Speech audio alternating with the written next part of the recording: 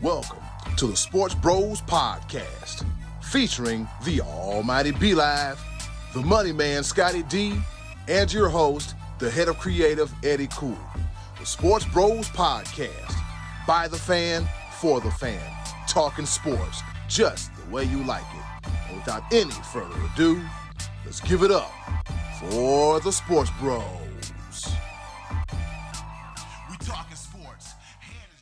Hey, what's going on, world? This be your boy Eddie Cool, aka the HOC, and this is another episode of your favorite sports podcast, none other than the Sports Bros Podcast. As always, if you like what we got going on here, do us a favor, rate, review, subscribe.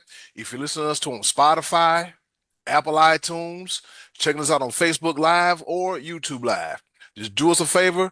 Spread the love, show us some support so we can keep bringing the heat each and every week. Also, if you want to keep up with us on the social media side of things, click that Linktree link in the description box or the chat box to keep up with everything there is in the Sports Bros Podcast, all right? As I said before, I'm Eddie Cool, and of course, I have two of the best co-hosts in the world because I tried to do this by myself. Like Oneil Cruz was swinging at everything in the home run derby last night, but it's not as fun because I probably can't hit a ball no further from here to my car. But I digress. Introducing first, man of the ship, coming to you live from Fayetteville, North Carolina. He is the almighty B-Live. What's happening? What's going on in the world today? Fellas, I'm okay. I'm okay. Okay. Because see what had happened was right now I should be in Atlanta shooting live from Truist Field. Mm-hmm. But because money it's not my fault. It is, man. Standing room only tickets for just for the home run derby, $325. God, oh. Standing room only tickets for the All-Star game, $300.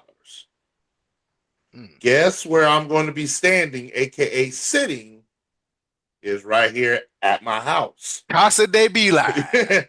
For free, $99. All right, but yeah, the plans were there. The hotel was booked and all the things. But yeah, it's all right. Trust me, we gonna get to more of these live major events as time progresses. I guarantee it. We are sticking with this Sports Bros podcast thing. I'm telling you, stamp it down. FIFA World Cup 2026. Your boy is gonna be somewhere live. Scotty D, fix your face. Go ahead and introduce that laughing, cackling. Oh my god! Of all the big events, you come with FIFA? Oh, wait a minute. Hold on. Before I go any further, B-Live, I see what you got on. Guess what I got on too? Yeah, buddy. We didn't plan this. I just looked and I was like, oh. The dog days of summer, man. I cannot wait to spot the ball. Yeah. Get us to the end of August, beginning of September. Lord, football. But yeah, get that cackling hyena, that hee-hee-ha-ha, and dude over there. One of the big events. Oh, absolutely. Didn't somebody win a cup the other day? Mexico. That was 2 weeks ago. Another cup. There's another cup. Another one. See, Scott, I can't keep up. Bunch of cups. The FIFA Club World Cup, which is club teams from all over the world, like including Premier League, La Liga, Serie A, or how did it, Serie A, and nobody cares about all that. It's just one team won 4-0 in the final. Somebody got shut out again. It was 3-0. Chelsea won, and Donald Trump don't know when to leave the stage. All right, introduce the other guy. It was 4. I saw 4-0 game somewhere in there. It could have been. You know what? It don't matter. Chelsea fans think they run the world now. I know one person. Crazy Chelsea fans, I tell you. Yeah, Introduce. What a fan base that is to deal I with. I know two girls named Chelsea. One cool and the other one is cool. And he is the other guy, the pride of Washington, Pennsylvania. He is the one, the only, the money man, Scotty D. I love it when you call me Big Dumper. Wave your hands in the air like you're a true player. Wait a minute. What's going on? The Big Dumper. That's his nickname. That's the winner of the home run derby, the Big Dumper. Cal Raleigh. That's his nickname. Was this in reference to Pat McAfee introducing him for having the most sizable Cal or Raleigh having the most sizable posterior in all of sports? Is this what it is? I forget what the reason is, but I mean, I went to Taco Bell one day last week. That could have been my nickname the day after that. I love it when you call me Big Dumper. Throw your hands in the air like you're a true player. Yeah, you know what? Let's get right into that. I got one on. What is the Big Dumper? Big Dumper and Rooker. By the way, this is top of the order. I just introduced it. No, it ain't. No, it ain't. Before you go any further, oh my God. All right, before we go any further, talk about anything else home run or baseball related, let's go ahead and hop right into it. The top of the order before my co-host tries to kill me. All right, let's get this thing started. Here it is, the top of the order. All right, we're back here at SportsBros Podcast. I'm alive because Scott D tried to take me all the way out. Scott, I'm not ready to go yet. So, fellas, let's go ahead and hop right into it, shall we? Let's go ahead and talk about, it's All-Star Weekend, man, down in Atlanta, Georgia, because Atlanta, Georgia had a whole lot of stuff going on between WWE being in town all weekend, Major League Baseball being in town all weekend. Beyonce, I think she just left Atlanta about an hour and a half ago. Atlanta was hot Atlanta for once and forever. And with that being said, let's go ahead and talk about this here home run derby, fellas. The Big Dumper, as Scotty D alluded to earlier, he won the home run derby. All right. So let's chit chat a little bit about the home run derby. I was kind of in and out because I was kind of, just a little under the weather, but I'm good now. But other than that, I'm hanging in there like quite close. So yep. Yeah. So Cal Raleigh of the Seattle Mariners, he is the first catcher in Major League Baseball history to win the derby. He feats Junior Caminero 1815 in the final. So let's talk a little bit about that. Scotty D, you go first. Good for him. Yeah. But there are so many flaws about this home run derby. Mm-hmm. So he had to get in. He tied with Rooker from the A's. Only they determined that he hit a ball 470.53 feet. Rooker did, and Raleigh went 470.61. Get out of here with that. There is no way you're really. Come on, that ball hits into a seat and rattles around or hits a person's hand. No way, dude. You're not measuring that accurately. Put those guys into a 5-pitch playoff or something. You can't tell me in a home run derby hitting a ball over 470 feet at a couple of inches into a mass of humanity, you're going to be able to determine exactly how far that. Get out of here with that. No way. I'm not buying that whatsoever. That was garbage. They should have had him. Rooker got eliminated. That was nuts.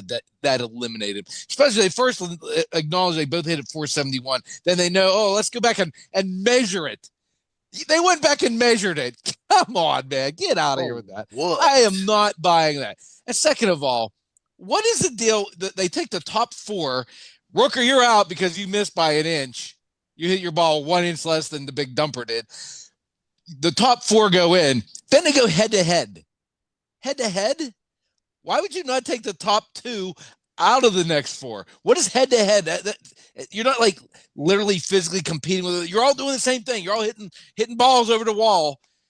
And the first 2, Caminero, and I don't even remember who he beat. He beat him 8-7. And then Oneil Cruz hits, 14? He's out. He has the second highest total, but he's out because the other 2 guys going ahead. So it's like fantasy football, really. where You just face the person you just happen to be facing. yeah, You can score more points than the rest of the league, but just because the one person you face, right.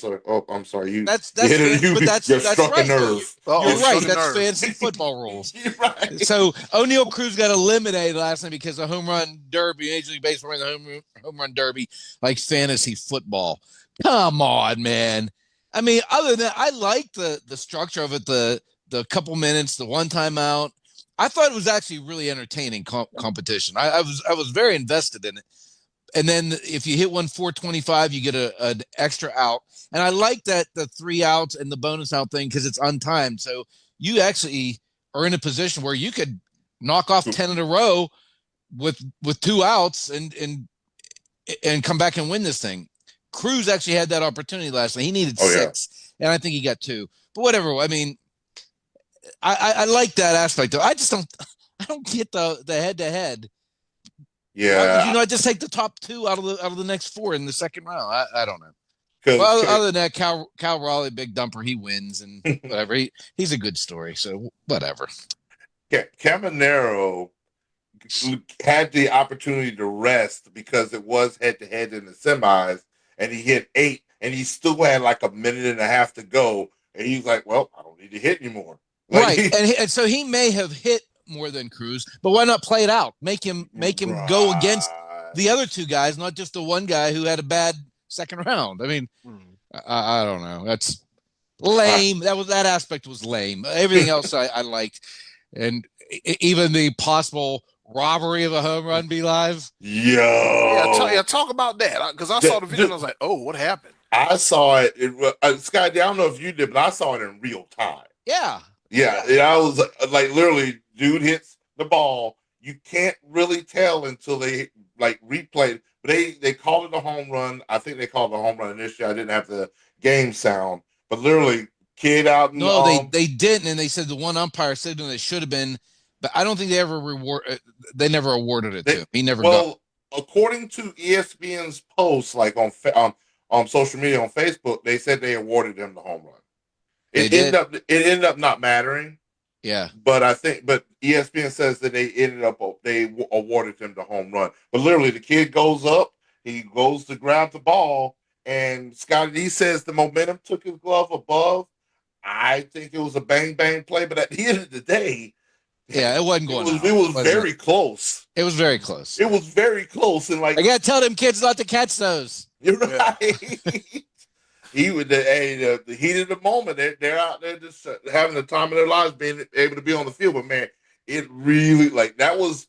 I mean, Twitter X exploded. Like that's all the talk was about. It was like, oh man, the kid just robbed them of a home run, but it ended up rewarding. But it was all in all, it was a great topic to talk about. It added to the nuance of the home run derby. And overall, it was I thoroughly enjoyed it. Sky D, I agree with you 1,000% that it should be the top 8, move to the top 4, top 4 move to the top 2, and then you go head to head. That's the best way to gauge it out, to have the 2 best home run hitters, like as opposed to 1 versus 4, 2 versus 3 for no reason whatsoever. But how about the Rockets? My boy Oneil Cruz was hitting from the Pirates. 513 feet, and I mean, just yeah. Because I remember when I went to Truist Park a couple years back, whatnot, and where I'd be standing, he would have hit it above my head. Wow! In the standing room area, it would have been above my head, out of the park. It was blasted. Rush. He was hitting missiles, moonshots. But hey, all the pitchers sit there and think, writing down notes. No fastballs, nothing on the inside part of the plate. Boom. Blowing away curveballs, blowing away sliders for this guy. Because he's going to kill it. He's going to destroy it. He is definitely going to destroy it. All right, folks, with that being said, we got the All-Star game being played later on tonight. Everybody thinks like MLB All-Star is kind of weird because it's not the weekend and all this other stuff. Baseball's like, look, we got Friday, Saturday, Sunday, Monday, Tuesday, and then it's back to business. Back to business. So who do we think might have a chance to be the MVP in tonight All-Star game. This is just like pulling a name out of the hat. Pretty much. Yeah. But I always like to lean towards the up and comings, the newcomers, first timers that basically, this is the first time they're here. They're like, oh man, they get excited and then something happens. So I'm gonna throw out there my man Pete Crow Armstrong for the Cubs. I was going to say the same thing too. I just feel like he is a name that sort of come out from nowhere unless you're like deep into the clubs on the Cubs farm system, whatever. But now he has arrived, and he has arrived in with in numbers and he's been phenomenal part of the Cubs resurgence this year. And now he's on the grand stage of the All-Star game. I think he could definitely show us something and be the MVP of this All-Star game. Yes, sir. I'm going to say Manny Machado runs into one, hits a home run, and the National League win 2-1. And it's good Machado. 2-1, and that's it. Yeah, I'm gonna roll Pete Crow Armstrong to be like you say, coming into the break, he's got 25 home runs, 25 stolen bases.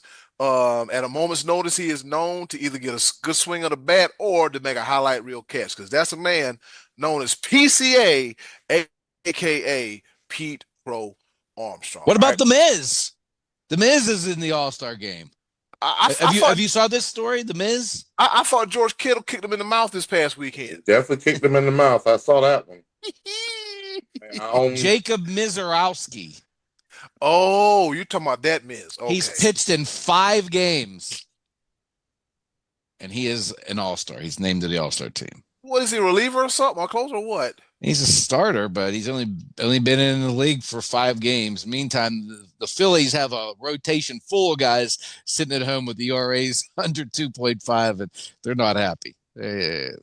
Philly very, very much got shunned in this All-Star game. Going to make them really mad for a second half push. I guess it was like, well, we don't want them coming to Atlanta, so you just stay up there, Philadelphia. Yeah. The shade. Oh, the shade. Eddie, cool. I'm gonna do a quick solid with you real quick because we're talking baseball. I'm gonna mess with the order real quick because I know we got a couple other topics. Let's stick with baseball because speaking of people not being happy, Scotty D, tell us a little bit more about what's going on, the rumblings behind the scenes of Major League Baseball and the collective bargaining agreement or whatnot. Well, it's some CBA talk. Oh, shoot! Yeah, it's just early rumblings, but I haven't gotten too in depth on it, but I know that Rob Manfred is actually starting to gain a little bit of support for putting a salary cap into baseball, and the players aren't going to like it. And Tony Clark, who's in charge of the players, the head of the players union, he's already big time against it and saying this is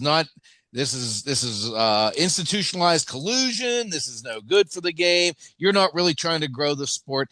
And for me, it all just smells like greed. It's just greed. Because at this point, the players, Pete Alonso said, we're going to fight against it. Well, of course you're going to fight against it because you're playing for the Mets and you're getting paid $27 billion a year. And the fans are the ones that are saying, hey, wait a minute. We're getting into a league now where the Dodgers are paying everybody, and if you root for the Marlins or the White Sox or the Pirates or the Royals, you're starting to get into a chance where you're not going to have an opportunity to compete here. This is starting to get really the competitive balance, which is what Manfred's looking for, is really starting to separate. The Dodgers this year, after luxury tax, are going to pay $563 million this year for payroll, plus it's like $160 million. $500 billion. Yes. Damn. The White Sox and the Marlins, they're each paying about $90 million each. And the Pirates are right in that ballpark. I'm not sure where they are. I should know that, but they're in that ballpark too of paying. So if the Dodgers and the Yankees and the Mets, Cubs, these guys are printing their own money, and you're trying to keep them competing with smaller market teams, if you're going to have a league, you're going to have to do something. Something has to be done because the direction that they're going. I mean, look at these contracts like that Soto and Judge and Ohtani get. the idea of a $1 billion contract is not that far off in the future. I mean, we're probably within 5 years of somebody signing $1 billion contract. And how's that going to get paid for? Fans, you already be like you said you were gonna have to shell $300 to stand at the All-Star game. I mean, just one game. Yeah, no, I know that's the All-Star game. It's a little extreme. Just standing there, right? But that's what we're talking about here. Is that you're going to be pricing fans, and even local media they're having to pay exorbitant amount of money, and that revenue is starting to shrink up a little bit too. And that's another thing I think that Manfred's championing. We can't even watch a game on TV for free. Barely. ESPN's not covering the way they should. Money's just outrageous. And yes, it looks like that the players are being greedy. I mean, it's one of those things where we have come to a place, not only in sports, but in society as a whole, where we've let things go on and on and on, and the money is balloon, to the point now you want to take it back because it's essentially hurting everyone, especially the common man. And you just now, how do you backtrack that? Nobody wants to take a pay cut. Mm-mm. Nobody will. So eventually it's so. And that's where greed comes in, because you can still be paid beyond your wildest dreams and have generational wealth. You can still have all that.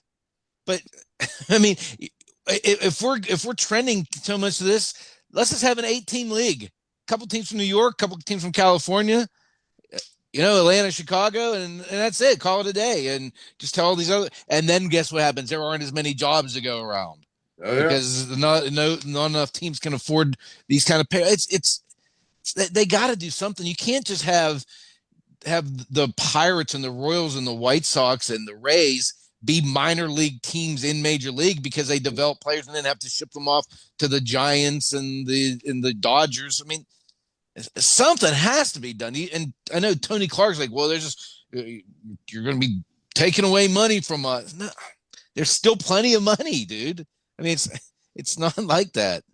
It's going to be ugly though, because there's a good chance they're going to miss games next year because the owners are going to do a lockout, and this is going to be an ugly fight. It's always ugly with Major League Baseball. There's always, every time a CBA comes up, that's the one league that just always seems to have problems. Right. And football, the NFL is the most popular sport. They have a salary cap every year. And guess what? Almost every year, somebody has that was terrible the year before, suddenly now has a chance to compete and make a playoff run because of competitive balance. It's called parity. Yeah, and it's good for the league. It's good for every league. It's shown itself in NBA, Oklahoma City Thunder. Yes, like 6 champions in the last 6 years for the NBA. We as the people, sports teams need it. It's needed. It's one of those things.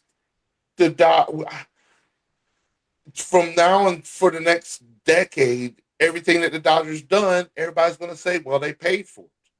Everything that the Yankees have done for the past 20, 30, 40, 50 years, the Yankees paid for it.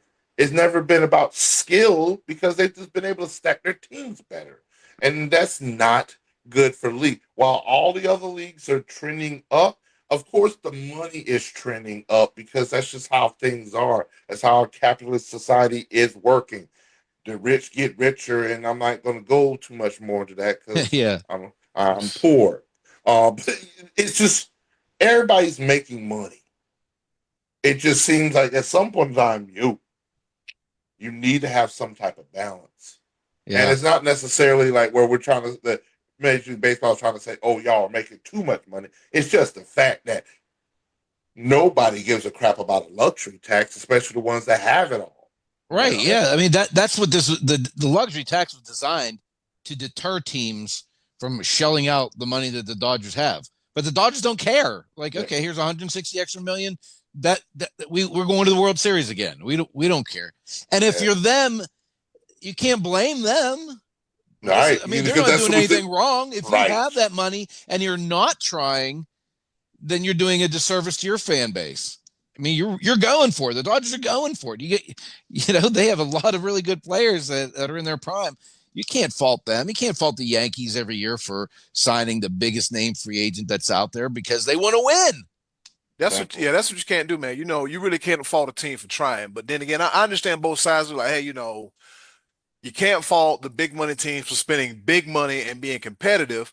But then again, your Kansas Cities, your formerly known as the Oakland A's, your Cleveland Cleveland. Guardians, your Cincinnati Reds, your small market teams, they suffer on the back end because, like, well, damn, we want to compete, but we can't because the money just isn't there, and that's a shame. Like like you said about the NFL and all these other sports, the salary cap sets that the luxury tax is like, nope.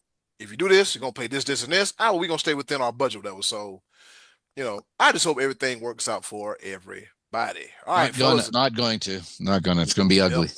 All right, moving right along, and this might take us over the break, but we're gonna dive into it anyway. So, yesterday, the ESPN top 10 quarterback list came out. Now, it was polled by executives and scouts via Jeremy Fowler of ESPN. And the list goes as follows. Number 1, Patrick Mahomes, rating the top quarterbacks. Number 2, Josh Allen. Number 3, Joe Burrow. Number 4, Lamar Jackson. At 5, Jaden Daniels, because he is number 5. Number 6, Matthew Stafford. Number 7, Justin Herbert. Number 8, Jared Goff. Number 9, Jalen Hurts. Damn, we way down there. And number 10, Baker Mayfield. Fellas, do the scouts and the execs know what they're talking about? Is this list blasphemous? Who got left off? What say you? Be live. We'll start with you. Well, first thing that screams out to me is that maybe I'm just tired. I'm tired of quarterbacks in the NFL being punished because they're dual threat. That's part of being a quarterback. Like, there's no reason why Lamar Jackson should be number 4. Jalen Hurts should be number 9. Yet they're like, and Jalen Hurts just won a Super Bowl. Well, Mahomes and Josh Allen are both pretty much dual threat quarterbacks. Well, they're 1 and 2. Here's where it's sort of nuanced, and if you think of Pat Mahomes, you think of him of passing first. And there's not really too many plays that are designed for him to actually run. He uses his legs to escape and extend plays, which gives him more of I'd agree with that. So I would give Patrick Mahomes that. Josh Allen, I would also sort of where he extends plays as opposed. They call a lot of run plays for him, designed runs. Well, I think more or less this past couple, I would say this, but yeah. Because he's running people over now, and it makes me nervous for a quarterback to be putting his shoulder down and drill it into linebackers. But the reason why I say it the way I say it, I'm not gonna go deeper into it without I'm saying it without trying to say it, is that names like Lamar Jackson and Jalen Hurts, you automatically think of run first quarterbacks. Why? Why would that denigrate or make them less of a quarterback because they run more? They've expanded the quarterback role. They've been highly successful at it, but yet they're down on this list because they run first as opposed to throwing the ball. I think they should be higher than some of these pass-only quarterbacks that haven't found success, i.e. your Justin Herberts or your Matthew. Matt Stafford has won the Super Bowl. I'll give him that. Joe Burrow, number 3 with what he's been to a Super Bowl, but I think Jalen Hurts has shown better success at the quarterback position than your Joe Burrow. I don't know. Maybe it's more numbers driven, but this is a poll from execs and stuff. So, like, what exactly are they looking at? Like that's the kind of stuff that sort of total package. I think the whole total package. Yeah, that's what I was like. It's not ranked as the best passer. It's top quarterback.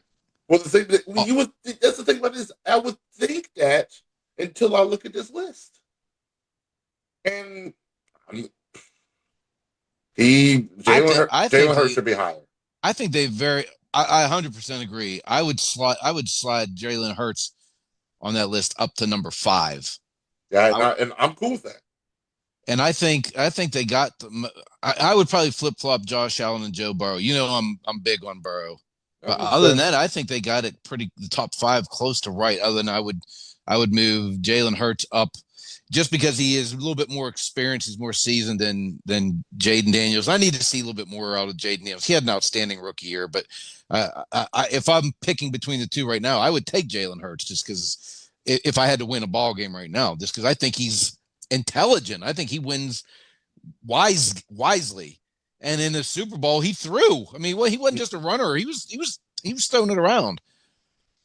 And I think I'd take Baker Mayfield off. I might put Dak on there, honestly, at 10. I wouldn't have him much any higher than that. But you think Baker Mayfield's a better quarterback than Dak? I think this year showed it. Okay, no argument then. Leave Dak out of there.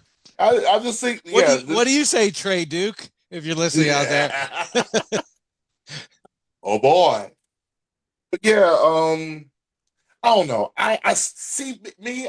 Maybe I am just a little biased. I don't know. I think Lamar Jackson's better than Josh Allen. Even though I think Lamar Jackson should have had the MVP this year over Josh Allen. I could see that. I could slide him up 2 spots. I'm still going with Mahomes as the best going right now. Yeah.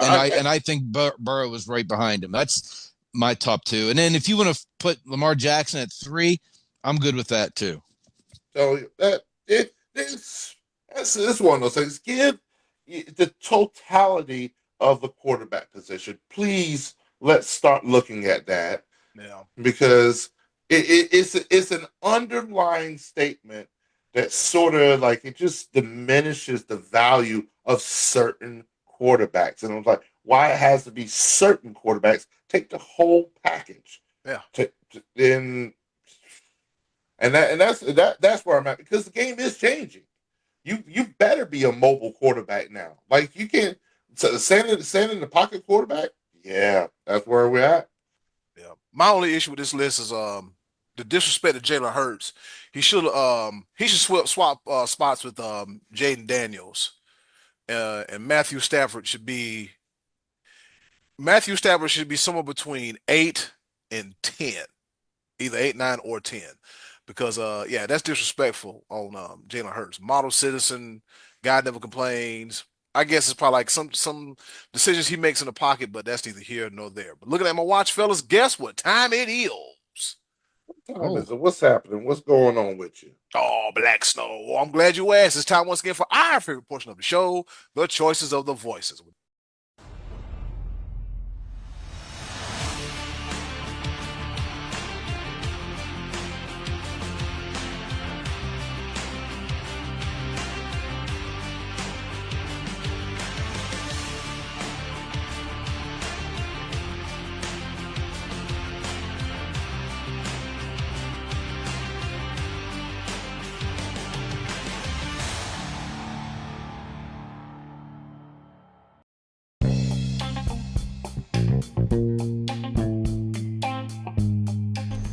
And now, our favorite part of the show, the choices of the voices.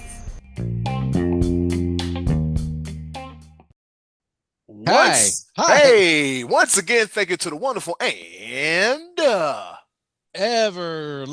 so lovely Miss Buzz for introducing our favorite part of the show, even though Eddie got cut off when he was trying to cue her up. The choices of the voices where we ask y'all the question and you give us the answer. Thank you, Scotty D. You know what? That's how I felt last week. I was like, yeah. But nevertheless, eventually, yeah, we oh boy, it'd be a struggle fest sometimes, but we make it through like we usually do. Yep, we ask y'all the question, you give us the answer, and we talk about it right here on the Sports Bros Podcast. Scotty D, good topic this week, man. Let everybody know what's on tap once again. Yeah, one of you guys posted this in our own private chat, and we kind of kicked it around and said, yeah, let's use it. It's a good one. So it's Game 7 of the World Series. Bottom of the ninth, bases loaded, 2 outs, and your team is down by 1. Randy Johnson is on the mound. You have your choice of any hitter of any era. Who you got? And we got a lot of answers on We this sure one. do. We sure do. All right. So let's go ahead and get into it, shall we? All right. So Victor, Bertotti. yeah, Victor Bertotti, not to be confused with Hot Toddy. He says the Maz, Bill Mazeroski. All right. Okay. First ever World Series walk-off. Yep. Can't debate that one. Sean Connor, shaken not stirred. He said, I know it's lefty versus lefty, but I take my chances with Tony Gwynn. You know, I looked up Tony Gwynn was, I think, 1 for 12 lifetime against Randy Johnson. Oh. I got something to talk about when it comes to that. Wait on my choice. All right. So Trey Dizzle, who we could have used earlier when we said that Dak could have been a top 10 quarterback. He says Ken Griffey Jr. would have become the GOAT, but had it not been for injuries. Oh, and also Dak is pond scum. Trey Dizzle is in football season. He's in football mode year round. The president of the Dak Prescott Player Haters Ball Yeah. Club. Right. All right. We got Hot Rod riding the Bellamy. He says, give me Chipper Jones. He got 6 over the fence versus the big unit. Okay. Didn't know that one. Best name in the game. JoJo Comfort says, I put my money on Teddy Ball Game, Ted Williams. All right. Scott Heinerman says, no one is hitting the slider. Sorry, guys. So he says, nobody. Yep. William Georgia, he says, I got John Kruk with the backwards hat and all. The backwards batting helmet and all. Salute to the All-Star game. Yes, sir. The man. Joey Jacobs, not no relation to Josh Jacobs. He says, Barry. Zito, Wyndham. No, he means Barry Bond. All right, got you. All right. Oh, man. We got Scott. I might be related to Bernie Lomax. He says, has to be a right-hander. Be live. Where does Scott Lomax go? Well, you know what? He has to be a right-hander. So being right-handed in the world is a dominant trait. There's about 8 billion people in the world, so probably like, give or take, probably like 6.5 billion people are right-handed. If you look at baseball players in general, the majority of them are right-handed. I know I'm long-winded, Scotty D, but I'm leading up to the fact, just naming that it must be a right-hander will end you in our penalty box. Well, like, come on, man. I didn't even make a graphic because there was a lot of answers. So I got a lot of graphics, and Eddie Cruz over here fire. Like, woo, all right. But yeah. Okay, so I gotta take a breath. Button, read. Breath button, read. You're good. I'm just gonna throw up the graphic real quick. He's in the penalty box with those guys that are stuck in there because I have it on ready anyway. We have a penalty box graph? In the sin bin he goes. Really? That's cool. No, we have a whole graphic. But yeah, right? name anybody. Just give me something. Not just a right-hander. Come on, baby. Got to do better than that. But Well, a lot, Scott, of switch, lot of switch hitters out there, too. Yeah, you're right, too. Scott, we do appreciate your participation. All right. Mar O says, one of the guys from Coastal Carolina, they would lean into a pitch and get hit. He got jokes. I see, the thing about this, I almost threw him in the penalty box for that. Almost did, but it gave me a chance to freaking throw up CCU and the fact that, oh, man, I was hopeful. Man. Plus, it's intentional humor. We give him that. Yeah, we'll give him that. And CCU were the runner-ups of the College World Series this year. So close. And congratulations to LSU. Don't worry. Hey, Coastal Carolina, don't even worry about it. We got you week 1 of the college football season. We got your back. Don't even worry about it. Spot the ball. I'm sorry. My bad. Oh, yeah, he's in football mode. He's in football mode. Or about 7.5 weeks away from it. It won't be long, baby. It won't be long. The best name in the game. Oh, I already read that. I'm sorry about that, fellas. All right. Oh, Joel Turner. There we go. Joel Turner, sports agent extraordinaire. We got to have him back on the show real soon, guys. We got to have him back on the show real soon. He says George Brett. That's always a good one. George Brett hit for a lot of average. Yep. Great hitter. Yep. And Lonnie Doxey, he says PCA, which stands for Pete Crow Armstrong. There's still room in that box. Oh no! Huh? Hey, why you go? Why is that a bad answer? That's your pick out of anybody in history? They, the dude is hot. Dude's hot right now. I mean, I get it that it's very new, but that doesn't mean it's not wrong. It's wrong. It's wrong. According to Scotty That's G. That's a bad answer. You did not specify that it had to be some otherworldly historical figure. Maybe some people like to live in the now. No. If you can live in the now, you can take Aaron Judge, or you could go in history. You could take Willie Mays, Babe Ruth. That's not what you said. That's not what the question that you asked. Hank You Aaron, said, who would you Mickey want Mantle. to pick? He picked Pete Crow Armstrong. You maybe you need to word your own question better. You didn't say he couldn't pick somebody today. I didn't say he's allowed to pick that. That's what makes it even. That's what makes it. That's what makes it a bad. That's what makes it a bad pick. You want to throw him in the penalty box because he made a bad pick. He wants to be in the here and now. All right, not everybody's in their 60s like you are, Scott. He should have taken the big dumper. He may be a Cubs fan. Who knows? He is a Cubs fan. Scotty D, sing it one time. Scotty, sing it one time. Do it in the bite. Sexy. Just a side note on the big dumper. He got his nickname from his teammate Jared Kelenic while they were in the minor leagues because of the exact reason that we have discussed of his posterior. And then, of course, probably Pat McAfee picked up on it. But that was a nickname given to him by his teammate, Jared Kelenic. Had nothing to do with Taco Bell.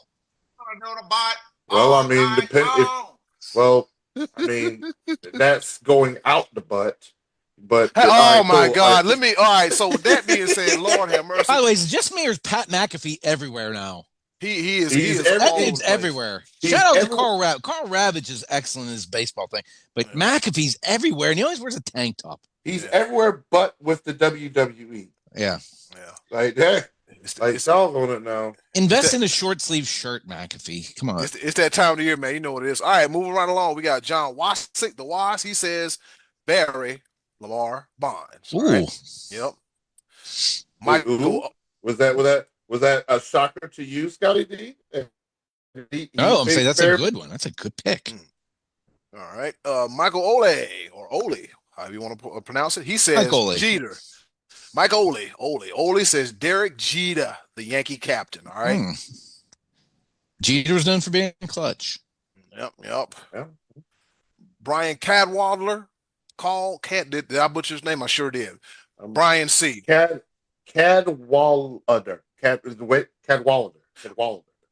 Brian, aka BC. All right. He says Bo Jackson. Okay.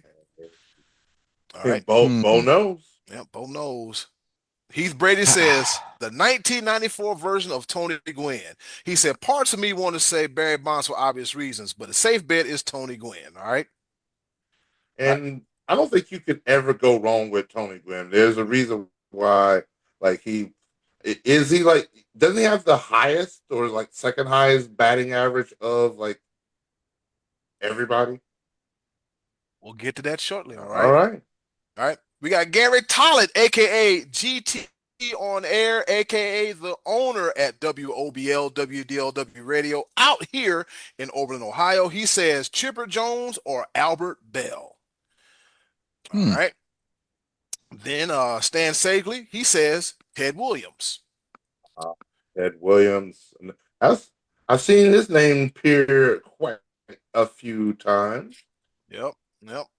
We got Josh Baker. He says, it's Barry Bonds, baby. It's Barry Bonds. Hey, that's a nice picture you got there, B-Live. I see that. Well, you talking about of Stan? GT, yeah. Okay, yeah. I was working like there was, I want to say 26 answers. So I definitely, and then I'm over here trying to throw up the picture of who it is and everything. And Albert Bell, Ted Williams. That looks nice. That looks nice. Yeah, we got some good things going on over here, right? Oh yeah, shout out to Danielle Andrews watching us live on the West Coast, fellas, out there in Bakersfield, California, where it's 400 degrees. And as always, thank you for watching the Sports Bros Podcast live. All right. Moving right along, we got Eric Hines. He says the greatest swing of all time, Ken Griffey Jr. Baby. Mm, Yep. Oh, he did such a have a sweet, sweet swing. Effortless, effortless. All right. Randy Martin. He says Mr. October, Reggie Jackson. Can't go wrong with that. there's a reason why it's called Mr. October, and I Yeah. cannot argue with that at all. Yep. Matty Ice. Anybody want to guess who he picked? Anybody? It got to be a Red Sox. Manny. There you go. Yep. He said, "Let me get Manny B. Manny Ramirez." I like that answer too. All right. Which one? Manny was dangerous in the postseason, though. I mean, that's not a horrible answer.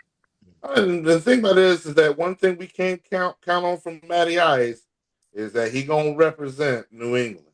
Yeah. Represent. Gotta represent. I wonder if he's ever watched a sporting event where one of the teams involved wasn't a Boston area team.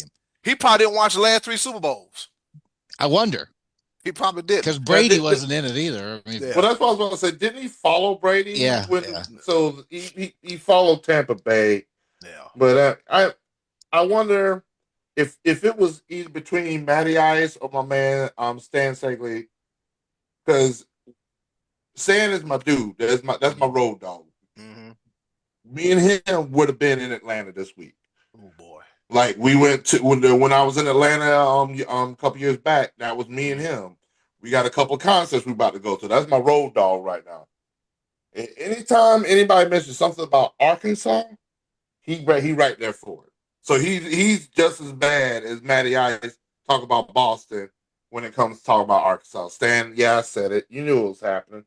there's not professional sports in Arkansas, so he has to watch other stuff, right? Yeah. Razorbacks don't count. Pixel and them don't I mean, count. is there any chance that Matty Ice watched the Diamondbacks and Rangers in the World Series 2 years ago? I mean, is there any chance he would have looked at that game? Unless there's a former Red Sox team on the roster, I'm just saying, yeah. I doubt it. You know there has to be a connection. All right, let's go ahead and finish this thing, fellas. Jeffrey Lewis, he said Barry Bonds come to mind as a good fastball hitter. And then Brad Thomas says Chipper raked against Randy because he could read him tipping his pitches. With that being said, shout out to each and every last one of y'all. Yeah. Your participation in this week's choices of the voice. With that being said, Scotty D, what you got? I don't know. Because my first choice when I first thought this, I thought, would there be anybody I'd like to have more than Bonds? And I looked up his numbers. He's 15 of 62 against Randy Johnson. I think it was a 303 average, 306 average. He had only 6 strikeouts, which doesn't matter because there's 2 outs, so game's on the line anyway. Bonds had 3 home runs and a key stat, 11 walks, because if Bonds walks, then the game is tied. And Bonds doesn't chase bad pitches. And one of the last ones made a good point there. Bonds is a fastball hitter. And in that situation, Randy Johnson is probably going fastball. He's going to bring his best.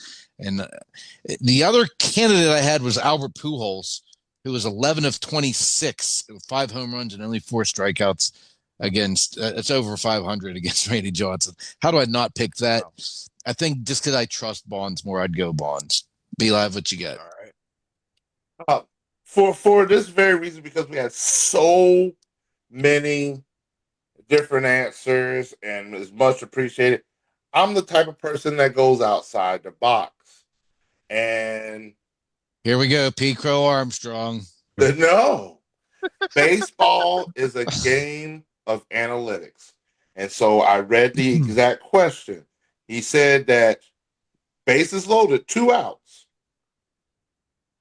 And your team is down 1. So you need to have at least a good single, not just a dainty single, because the guy can get thrown out. Now you got to go with somebody else. You got to get a good contact of the bat.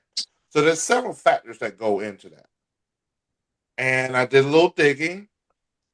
The person that has the most career hits against Randy Johnson is a guy by the name of Paul Lo Duca with 20 career hits against Randy Johnson. Okay. I throw that out there for little stats for you. The guy that had the highest career batting average against Randy Johnson with a batting average of 386. That is highly successful. Miguel Tejada. Okay. He didn't have a higher average than Pujols. Hey, I'm just going with what StatMuse threw at me. I ain't do that much research. I Googled it. Get out of here. But at the end of the day, because I'm a homeboy and it's all about the chop and it's all about my Braves, the guy that had the most home runs against Randy Johnson is the only, Chipper Jones. Larry Wayne. Yes, sir. Chipper Jones. I got to go with him. A man, Hall of Famer. Atlanta Braves through and through. Yes, sir. See, that's a well thought out, non-Pete Crow Armstrong selection right there. I like it, B-Live.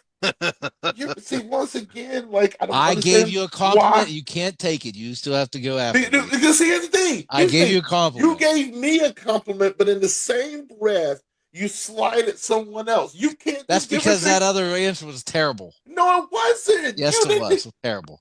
Look at all the answers we had come in here. A lot of good. Chipper Jones is a really good answer. And I was going to actually say a lot of people that said him were basing it on the fact that they knew he had success against Randy Johnson. That's a good pick. That's a good pick. Lonnie, I apologize to you. Scotty D does this from time to time. Armstrong? He does this from time Willie to time. Mays? Where he will ask a question. You give over Miguel Cabrera. Miguel Cabrera, one of the greatest hitters of all time. Nobody picked Miguel Cabrera. Question. Like we did. But somebody picked Pete Crow Armstrong. Right. I'm cool with it. Now, Scotty D, do you know Lonnie? Yeah. Okay. Yeah. Like I hadn't talked to him in many years, but I know him. Yeah. Okay. So is he Sammy Sosa would have been a better pick. He's a Cub who was raking back then. You talking about Ryan Sandberg, Ernie Banks. He picked Pete Crow Armstrong. Now he's going. Now he being funny. Now he going down the list of all-time Cub greats. He got jokes.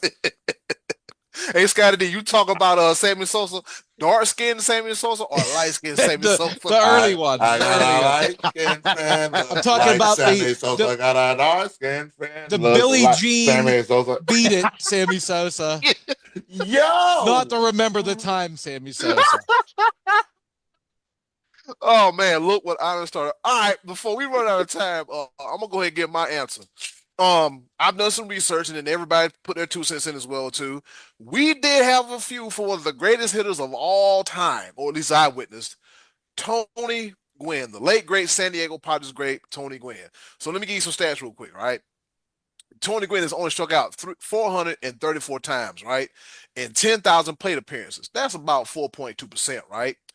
Ridiculous. And with that being said, let's look at these here head-to-head stats versus Randy Johnson. His career batting average versus Randy Johnson is 385, which means he's going 10 for 26, right? He's 0.001 less than Miguel Tejada. Great day. Wow. Yeah. Good research. Good research. Yep. And then that includes no strikeouts, multiple line drives, and consistent hard contact, all right?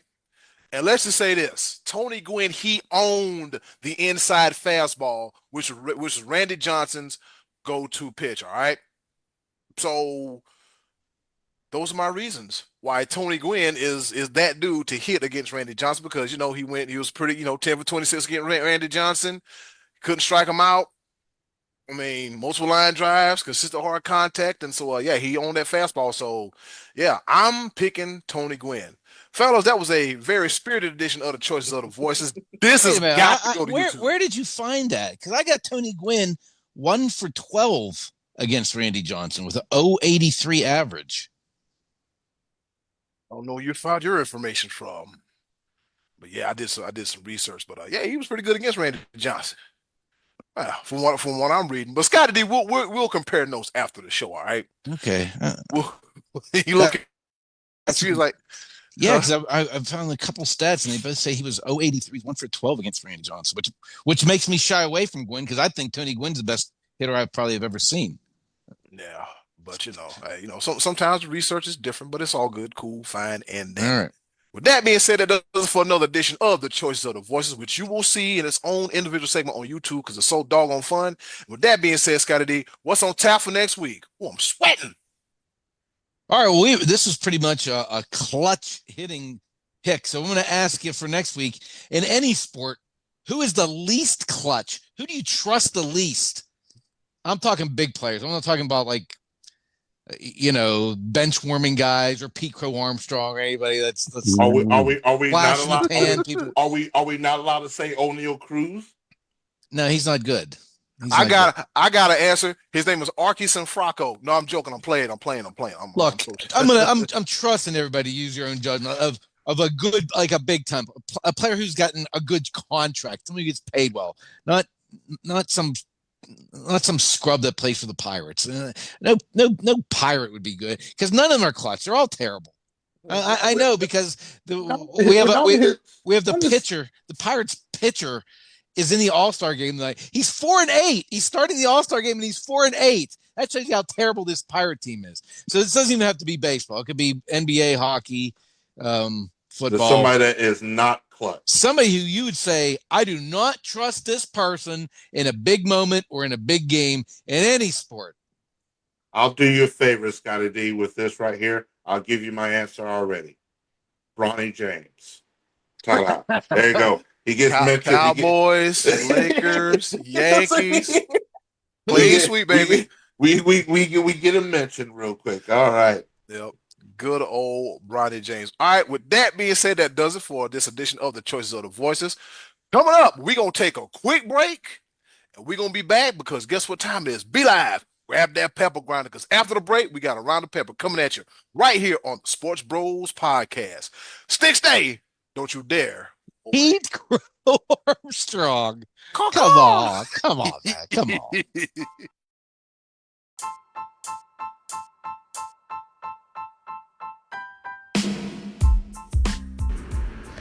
Okay, boys, let's bring it home with a round of pepper. Ladies and gentlemen, we are back here at SportsBros Podcast, and it's around the pepper. And with that being said, you heard the woman. It's time for us to go home and get what I call the hell up out here. But before we go, around the pepper, you know how we do it. 3 topics, rapid fire style, kind of sort of not really here to enlighten, engage, educate, and entertain. The 4 E's in no particular order. I got it right, fellas. I didn't put a knife to it like I did last week. Oh, boy, that was horrible, all right? And with that being said, fellas, on this day in history, back in 1876, baseball's first official no-hitter was thrown by George Bradley of the St. Louis Brown Stockings as he no-hits the Hartford Dark Blues 2-0. The first no-no back in 1876. Over to you, Scotty D. Boy, those Hartford Dark Blues, too, they had a heck of a lineup that year. So wow, boy, they was tougher than a $2 steak, man. Boy, boy. Getting through the middle part of that lineup was hell, boy, I tell you. Yeah. So this past Saturday night, Derek Lewis, UFC heavyweight fighter, gets a first-round TKO over Taliesin Teixeira in the main event. Derek Lewis has never been the heavyweight champion, but he's maybe the most popular fighter ever in the UFC because there's always a buzz when he walks into the arena, and the fans love him after the fight just as much as they do during the fight whenever he's knocking guys out. So he gets another knockout. In the interview after, they asked him, what's next for you? He says, my wife. I've been gone for 2 weeks. My wife, she know what it is. Ground and pound, baby. Ground and pound. Derek Lewis, a tip of the cap for always being fantastic on the mic and in the cage. B-Live, over to you. He's about to go put that foot on that neck. Go ahead, B-Live. Oh yeah. It's going to be some hard fight. Hard fighting. Hey, and don't be surprised. tussling. Hey, don't be surprised if 9 months from now we might see a little baby beast. I'm just saying. Yeah. Man, I was like, I saw the interview. I'm like, this dude is off the chain. This is he must be protected at all times. Derek Lewis, yes, I love it. He got to be. Oh, no doubt. All right. So my first pepper point, we've been talking baseball, and Scotty D's favorite pitcher in the world, and all the things about the Pittsburgh Pirates and whatnot and what have you. Well, I'm here to report that when the Pirates do ship out Paul Skeens to another team, it is probably not going to be Scotty D's other team, the New York Yankees. What role? Because see what had happened is that Paul Skeens' girlfriend, influencer, but Hot chick. yeah, former Slash college gymnast. That's where we doing. Livy Dunn. Oh, she's hot. Whatever. No, she's easy on the eyes. She is easy on the eyes. And she's made a lot of money being easy on the eyes because a bunch of simpletons keep paying her money when it comes to social media and whatnot. To the point where she tried to buy an Upper West Side apartment in New York City, 3-bedroom, 2.5 bathroom unit listed for $1.595 million. And the board that runs this apartment complex said, "Hell no. No, we don't want no influencers, no social media people, none of that celebrity stuff in our apartment complex." And the reason why I say the New York Yankees, because this apartment used to be the residence of one Babe Ruth. They said, Wow. "Nope, Livy Dunn, you're not moving into this apartment. Absolutely not going to happen. You and Paul Skeens can kick rocks," as far as I can say. They didn't really say that, but that's how I interpreted it. And he cool. The ball. Yeah, that room ought to be like the Hall of Fame, Babe Ruth Hall of Fame, right there by itself. Yeah, that should be like, take tours in it and just like put all types of mementos and stuff in it. They didn't trust her. They didn't trust her to be around, I guess. They were afraid of the parties and the young person life. Yeah. It's not like she was a Cleveland Brown rookie. I don't know why they didn't trust her. That is unnecessary. Unnecessary. The Browns is the Browns. The Browns rookie class they're getting mugshots, not team photos. Yeah. Hey, Shador. Hey. Stay safe. Who's the other one? Judkins? No, the Judkins was the one that got jammed up. Yeah. Shador is chilling. Yeah. No, Shador still got a he didn't end up going to jail. But yeah. Out there on the road speeding and gallivanting. Dylan Gabriel. Just relax. Don't you do nothing silly, because I don't look. No, all right. Dylan Gabriel's getting cut. He's not going to make it. You think so? No, I'm gonna be surprised. I wouldn't be surprised. Yeah, you know what? You might be right. Hey, training camp starts tomorrow, and the next time we're on SportsBros Podcast, we're gonna talk about football. All right. All right. With that being said, on this day in history, back in 1996, after 2,216 consecutive games at shortstop, Major League Baseball Orioles. Major League Baseball, Baltimore Orioles, Cal Ripken moves to third base. Think about it. That's like being at one job forever, and then like when it's damn near time for you to retire, we gonna move you over here. Don't matter. Cal Ripken is one of the best to ever do it, and he took to it like a fish in water. Oh, you Scotty D. He did. He was a legend. Yep. Okay, speaking of legends, I'm gonna make this short and sweet. I am picking Scotty Scheffler to win the Open Championship, the British Open, but I am going to bet on Shane Lowry and try to win some money this week. That's where I'm going with this. That's coming up this week? Yes. Oh, man. But see, but it's going to be on in the middle of the night. Right. That's all I was going to say. You'll be half in the bag by the time these guys tee off. Once again, can't make it through a whole episode without mentioning my alcoholism. Wonderful. Cowboys, Lakers, Bronny James, Yankees, B-Live's alcoholism. All right, B-Live jokes. Wow. All right. You set me up for that. And a soccer joke. He put in a soccer joke earlier. So It's got to meet the status quo. My second pepper point, and I'm gonna ask you guys. I know these are pepper points, but I'm gonna ask you guys. 'Cause I'm a little confused. okay. It's been stated that Teddy Bridgewater, who is the head football coach for Miami Northwestern High School, has been suspended by the school because he's spending money on the school. And the Florida High School Athletic Association is thinking that he is giving impermissible benefits to his players. He's got, Teddy Bridgewater was an NFL quarterback. He's got, his pockets may be a little deep, but as Teddy Bridgewater mentioned, suspension came from Miami Northwest, and it's impossible to suspend someone who doesn't work for you. So if I'm suspended from MNW, I'm free to go to another school of my choice, but I'm not going anywhere. If it comes out to it, I'll volunteer from the bleachers like I used to in 2018, 2019, when no one had a problem. My question is this: does he work for the school or not? According to I'm him, not sure if was he suspended by the school or was he suspended by the league? Well, they said the suspension came from Miami Northwestern, MNW, and it's impossible. But it might have been because he was going. Because it's a league rule he broke by help. I don't know. But at some points, common sense has to rule the day here, I think. And I think he ratted himself out. Didn't he put a Facebook post up where he said something to the effect of last week asking for some donations because he spent so much himself the previous year, something like that, and that he kind of ratted himself out for doing these favors for the players.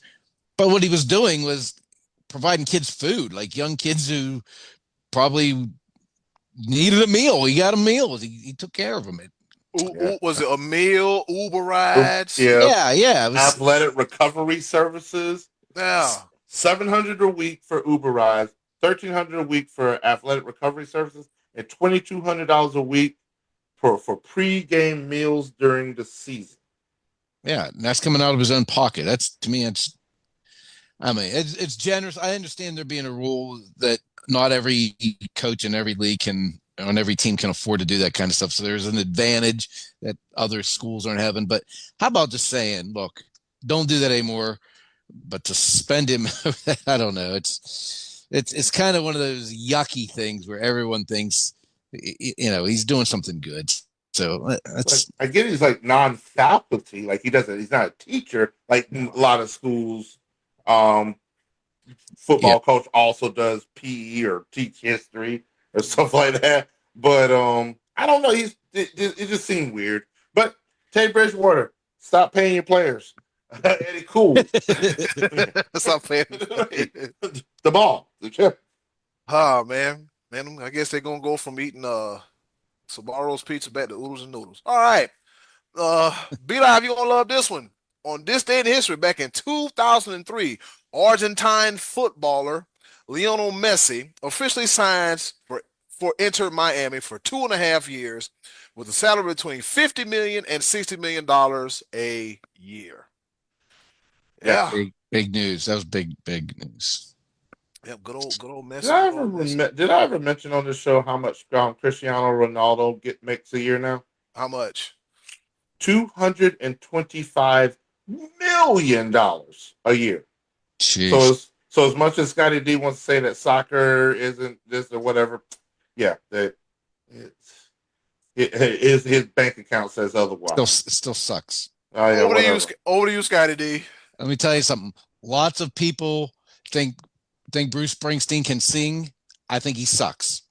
A lot of people think broccoli tastes good. I think it sucks. A lot of people like camping. Camping sucks. Just because Ronaldo makes a bunch of money doesn't mean that his sport doesn't suck. So there you go. To you. Right. Is that your third and final pepper point? Nah. It could have been, but hey, I just wanted to throw out a cool little story. In Major League Baseball had their draft on Sunday, and everybody was expecting, well, not everybody, but it was widely thought that the number one pick could quite possibly have been Ethan Holiday. and he did not go number 1. Instead, he went to number 4. But the good part of that story is that his dad played for the Rockies. His older brother, Jackson Holliday, spent a year and a half in the minors before going to the Orioles, getting called up. He's been a really good player. And a lot of people say Ethan Holliday will be an even better player. And the good news for him is that the Rockies are terrible. So he might be playing for them by August. That's how fast it, well, that may be a little bit quick, but he should be fast tracked to the major league. One would suspect. The number 1 pick was actually a surprise named Eli Willits, 17-year-old kid, first pick in the draft to the Nationals. And he's a very impressive, humble, mature Christian kid, and I wish him the best. But Ethan Holliday, in his father's footsteps with the Rockies, also a pretty cool story. B-Lab, take us home. All right, man. If your Yankees steal my Clemson commit, we're gonna fight for real. It's happening. They're gonna do it. They're gonna do it. All right. All roads lead to Steinbrenner. Man, don't do that. I love it. My third and final pepper point. You know how I like to do these, and it's ridiculous, but I love it. I love what I do.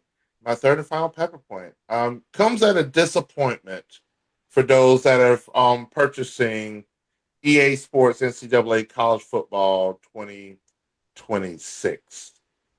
Because there's one notable player that is not in the game of play, and it's our favorite player out of Eastern Michigan, none other than my man. Oh, boy. Noah. What did he do now? Oh, Lord. He's not in the game. He's not in the game. They didn't put him in the game.